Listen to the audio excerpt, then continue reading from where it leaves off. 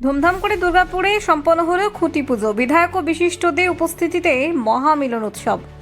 ঢাকের মাদকতাময় তালে শঙ্খধ্বনি ও উলুধ্বনির পবিত্র আবহে রবিবার সম্পন্ন হলো দুর্গাপুরের অন্যতম ঐতিহ্যবাহী পুজো কমিটি অগ্রণী সাংস্কৃতিক পরিষদের ৫৯তম বর্ষের দুর্গাপুজোর খুঁটি পুজো। শরতের আগমনী বার্তার মাঝেই আলোয় মোড়া সুসজ্জিত প্রাঙ্গণে ভক্তি, আবেগ ও আনন্দের এক অনন্য পরিবেশ তৈরি হয়। পুজো কমিটির সদস্য শুভানুধ্যায়ী ও এলাকার অসংখ্য মানুষের উপস্থিতিতে এই অনুষ্ঠান যেন এক মহামিলন উৎসবে পরিণত হয়। এবারের পুজোয় মূল আকর্ষণ হতে চলেছে গুজরাটের বিখ্যাত স্বামীনারায়ণ মন্দিরের আদলে নির্মিত থিম মণ্ডপ। মন্দিরের অন্যান্য স্থাপত্যশৈলী, সূক্ষ্ম কারুকার্য, নান্দনিক শিল্পভাবনাকে ফুটিয়ে তোলার পাশাপাশি আধুনিক আলোকসজ্জায় সাজানো হবে গোটা প্রাঙ্গণ। উদ্যোক্তাদের আশা, এবারের এই ভিন্নধর্মী ভাবনা দর্শনার্থীদের মন জয় করবে।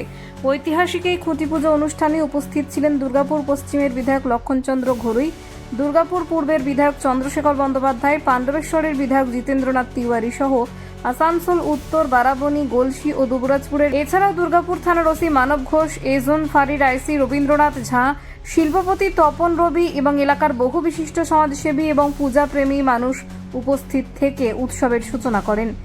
পুজো থিম কি আছে? থিম আমাদের আমেরিকার ইউএসএতে অক্ষরধাম টেম্পলের আদলে এবছর মণ্ডপ হবে। মণ্ডপ করবেন অনিমা ডেকোরেটর, আর প্রতিমা অরুণ পাল করবেন। মণ্ডপের আদলেই মানানসইভাবে প্রতিমা হবে।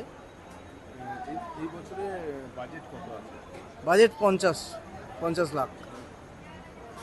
এছাড়া সামাজিকমূলক কোনো কাজ? হ্যাঁ, সামাজিকমূলক কাজ তো আমরা সারা বছর ধরেই করি। তো পুজোতে আমরা যেরকম কাপড়, জামা, শাড়ি, বাচ্চাদের জামা প্যান্ট দিয়ে থাকি, সেগুলো দেওয়া হবে। এছাড়াও একটা হেলথ চেক আপ ক্যাম্পের কথা চলছে, হবে। কল্যাণ নায়ক ক্লাবের সদস্য। অগ্রণী সাংস্কৃতিক পরিষদের প্রতিনিধিত্বে এলেন, কি বলবেন নতুন সরকারকে নিয়ে? এটা বলার কিছু নেই।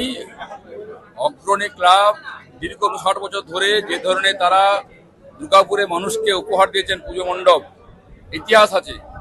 আমার মনে আছে ৭৮ সাল বন্যা হয়েছিল। সেই বন্যার সময় আমাদের বয়স ১০ বছর। দাদার কলেজ মানে কি বলবো, কান্দে যাবে, আমি হইতে এসেছিলাম। সেই সময় যে সিন তারা মনে আছে, আজও মনে আছে, তারা করেছিলেন। অর্থাৎ পুরো বিরাট বন্যা হয়েছে, আর সেই বন্যার মধ্যে গরু ছাগল ভেসে যাচ্ছে, আর শকুন প্রত্যেকে নামছে খাওয়ার জন্য। এই দৃশ্য দেখেছিলাম, আমার আজ মাথায় গেঁথে আছে।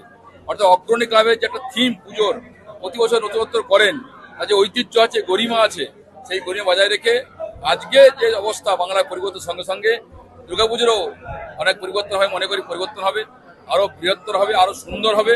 এই ব্যবস্থাপনা অগ্রণী ক্লাব করে চলেছেন। আমাদের সমস্ত বিধায়ককে এই জেলার ডাকা হয়েছে, আমরা এসেছি। আমরা শুভেচ্ছা জানাচ্ছি, অভিনন্দন জানাচ্ছি। এই পুজো আরও সমৃদ্ধি লাভ করুক, সকলে এগিয়ে আসুন, সকলে সহযোগিতার হাত বাড়িয়ে দিন। তাহলে এই পুজোকে বাস্তবে এগিয়ে যাওয়া অসম্ভব। একটি ক্লাব দীর্ঘ চালিয়ে যাচ্ছেন, সেই ক্লাবের সহযোগিতা লাগবে।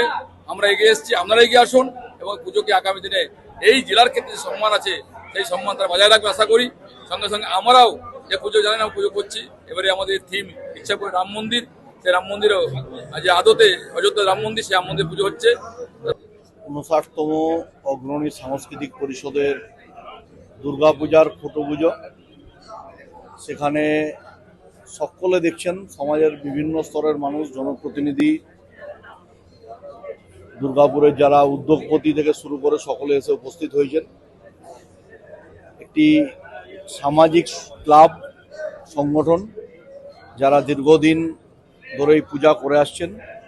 এই পূজা ধীরে ধীরে দুর্গাপুর ছাড়িয়ে দক্ষিণবঙ্গের মধ্যে মহরীয় হয়ে উঠেছে অগ্রণী সাংস্কৃতিক পরিষদের পূজা। আর এবার বিশেষত্ব হচ্ছে,